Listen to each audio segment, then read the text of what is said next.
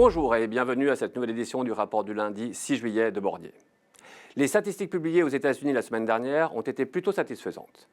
La baisse des prix du pétrole a permis notamment à la confiance des ménages de se redresser en juin.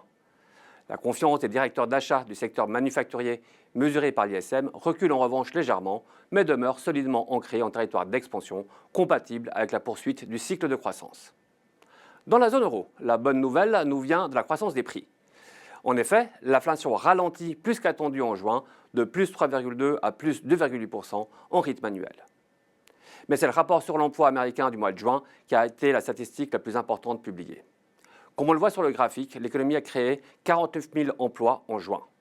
C'est moins que les 109 000 attendus et les révisions des 2 mois précédents ont été négatives pour un total de 74 000 postes de travail.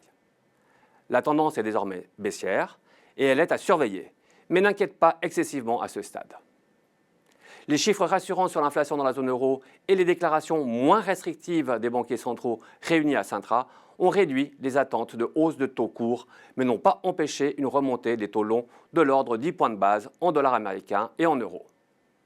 Dès lors, la performance des obligations à 10 ans est négative. Les actions ont globalement bénéficié du recul des attentes de hausse de taux des banques centrales.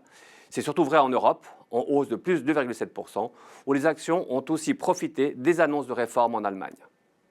Les actions américaines et suisses progressent de 1,8% et les indices des marchés émergents de 0,9%. Notons au passage que la rotation sectorielle se poursuit avec une surperformance des secteurs plus cycliques en Europe et de la consommation discrétionnaire aux États-Unis au détriment des secteurs de la tech et des matières premières. L'or également a rebondi de 2,3%, favorisé par la dépréciation de 0,5% de l'indice dollar. Enfin, les cours du baril de pétrole sont plutôt stables, moins 0,1%, après la forte baisse enregistrée au cours des semaines précédentes. Le calendrier économique s'annonce léger cette semaine. Aux États-Unis, le focus portera sur la publication des minutes de la dernière réunion de la Fed, la première présidée par Kevin Warsh. En Chine, on suivra de près l'évolution des indices de prix à la consommation et à la production au mois de juin. Nous avons intégré le titre Lonza dans nos portefeuilles.